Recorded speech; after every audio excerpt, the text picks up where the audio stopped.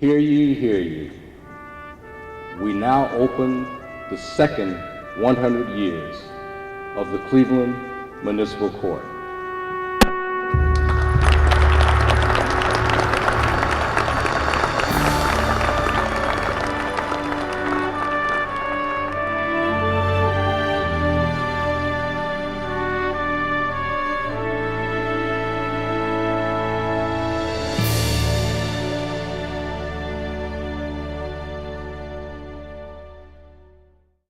I guess my conversation with the judge from 1912 was, thank you so much for giving us a good start.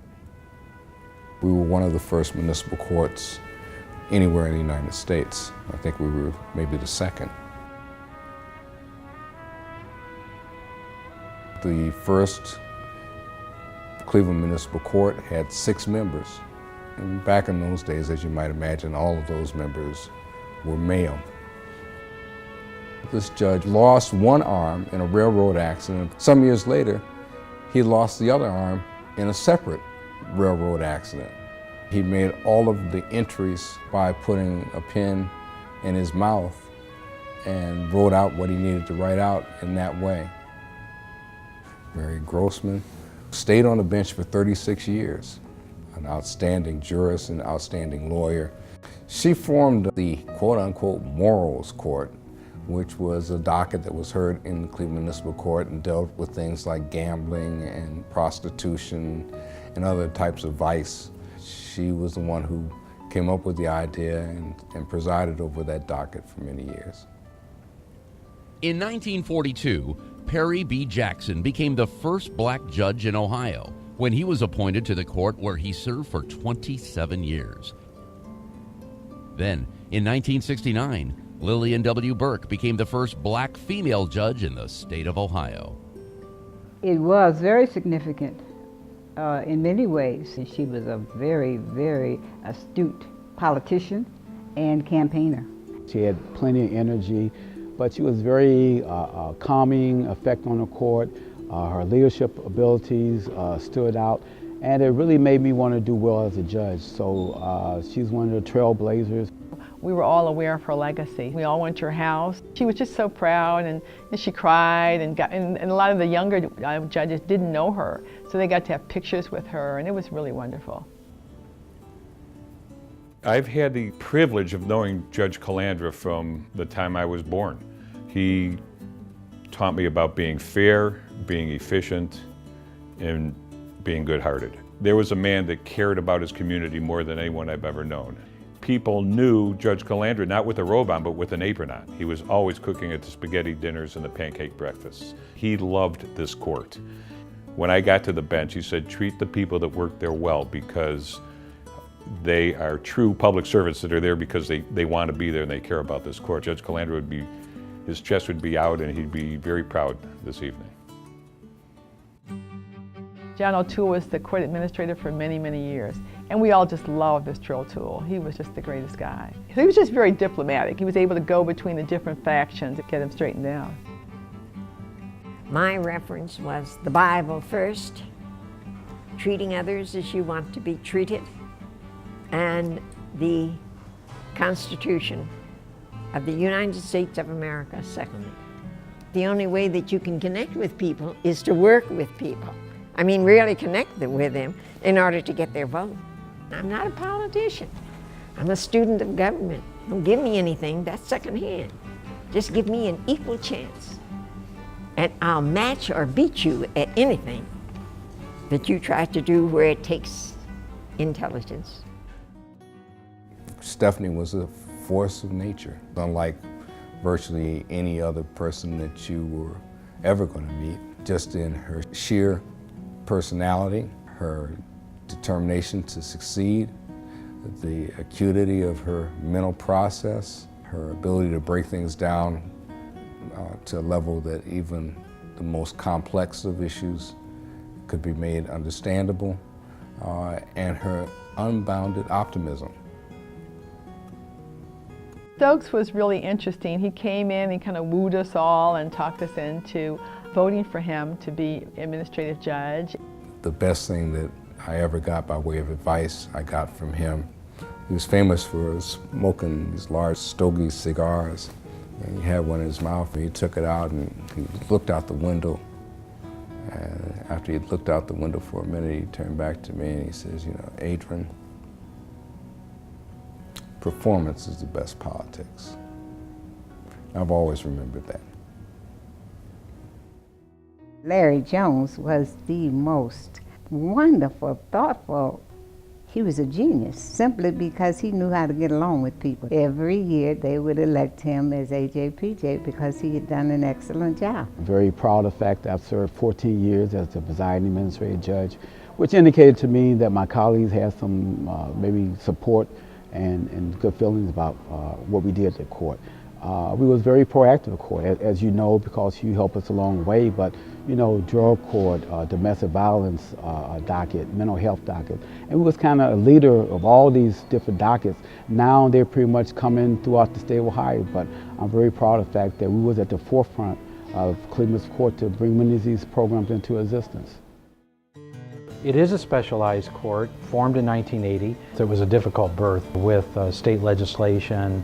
There's some people that were opposed to it, but it came into being through the efforts and leadership of a number of community activists. The cases involved code compliance, hanging gutter, trim needing paint, high grass and weeds. Our overriding goal is to solve the problem in Cleveland's neighborhoods.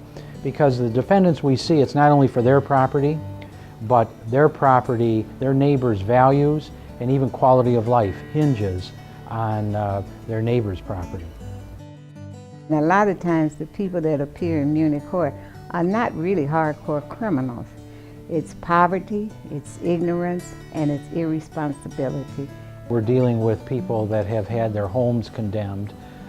They have filed bankruptcy. They have a mortgage, but the financial institution has walked on the mortgage but kept the lien on the property.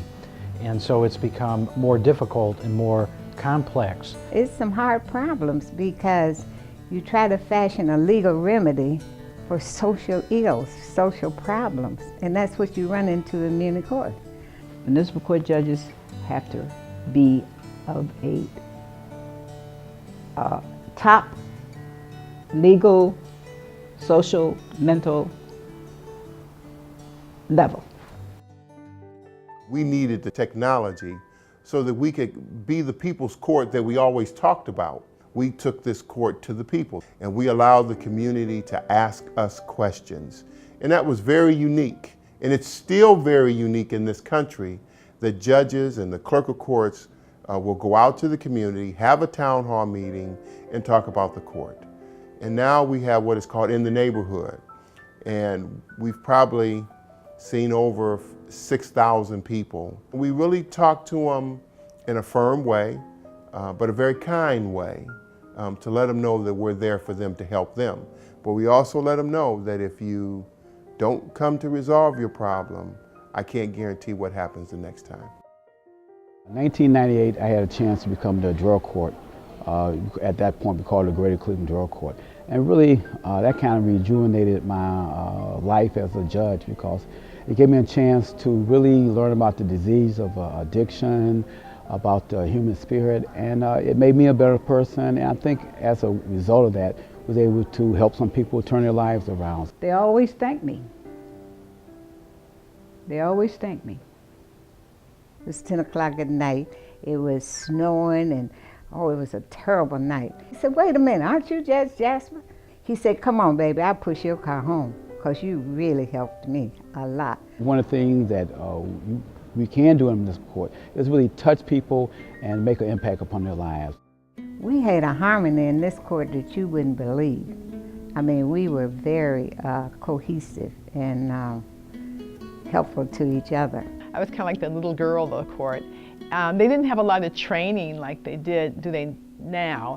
So I think I learned a lot more from bailiffs than, you know, what judges did. I would talk to Judge Gaines a lot, and I remember my dad saying, you listen to Clarence Gaines, he's been down there a long time, and Judge Gaines and Calandra are really good friends. I think about my life now and the friends I have, and just about all of them go back to Cleveland Municipal Court. There was some connection. I met them at the court, I met them through the court, or they worked here. We had birthday parties for people. People had babies. We had baby showers for them. It was very, very much a family. I just think the Cleveland Municipal Court is a great court. It has great judges on it now who are well qualified from great schools. Well, Muni Court is very, very special. It's the court of the people. I was even more impressed for the great opportunity to be part of history, to start a path that others can follow and have dreams that can become reality. I think it's the greatest court in the world, and I enjoyed it so very, very much. The people who first took this bench would be amazed at the differences that had transpired in that 100-year period of time. There was a great sense of humbleness to be the person that dropped that gavel 100 years after the start of this experiment.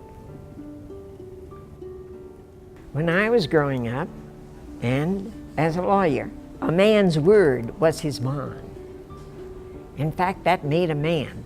If he kept his word, a handshake, and that was it. We have to get back to, as far as those in government, tell the truth. I would say to my successors that I hope that you keep your eye on the prize, and that prize is justice. They may not be happy with the outcome. It may not have gone in their favor, but I want them to feel that they received procedural fairness, that they were able to obtain while they were here a fair hearing, a courteous hearing, a knowledgeable hearing from the judicial officers that were charged with the responsibility of parsing the difference between them and the people that opposed them. And if they can do that, if at the end of the day, they can say that the people who appeared in front of them said it was hard, but it was fair, then from my perspective, they will have done the job the way it's designed to be done.